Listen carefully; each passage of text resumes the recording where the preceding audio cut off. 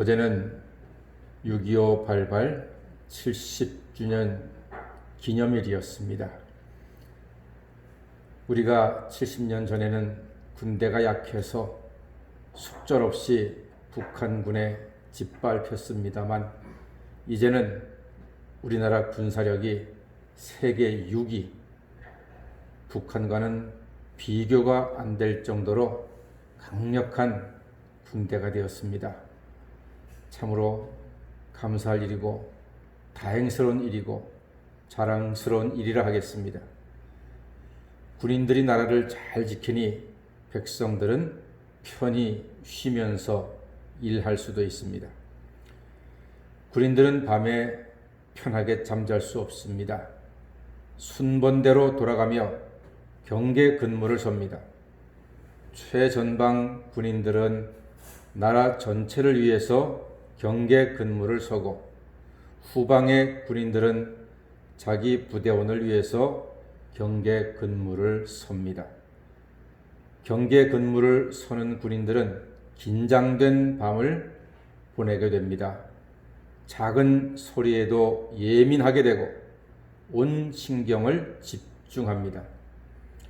경계 근무를 서는 파수꾼의 소망은 아무 일 없이 아침이 밝아오는 것입니다.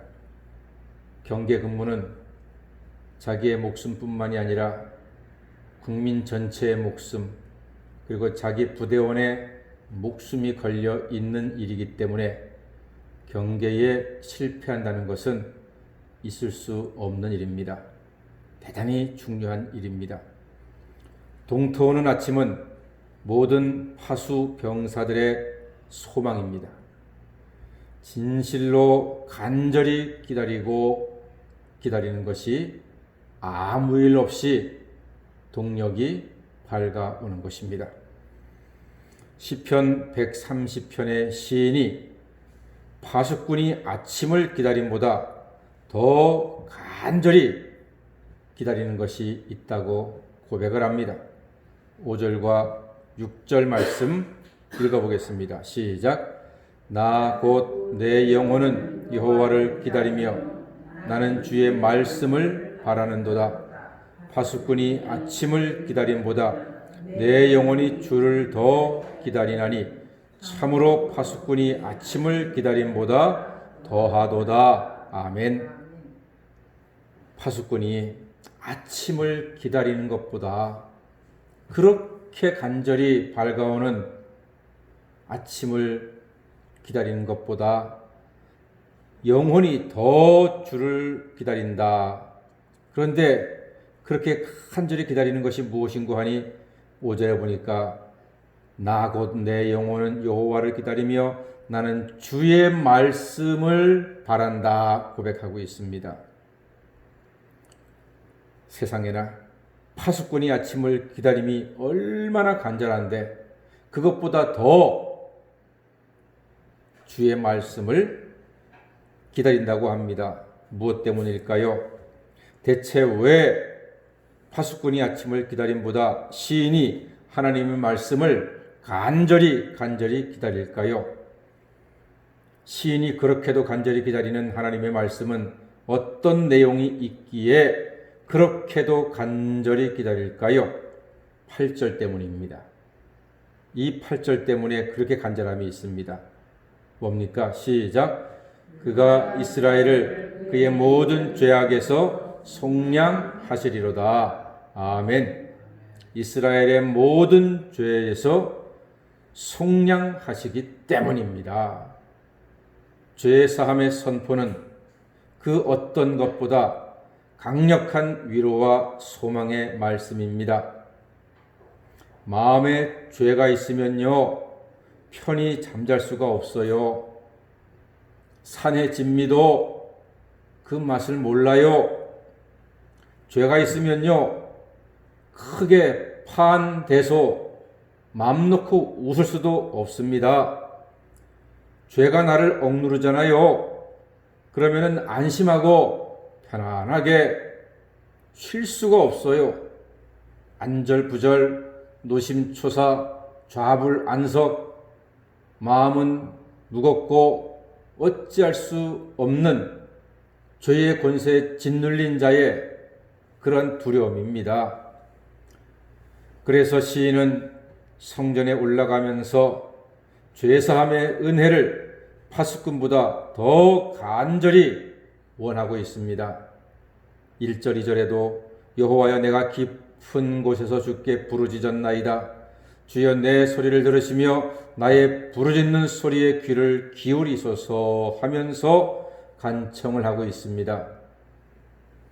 우리가 예배드리는 이유는 무엇입니까? 가장 중요한 예배드리는 이유는 하나님 앞에서 죄를 용서받기 때문입니다.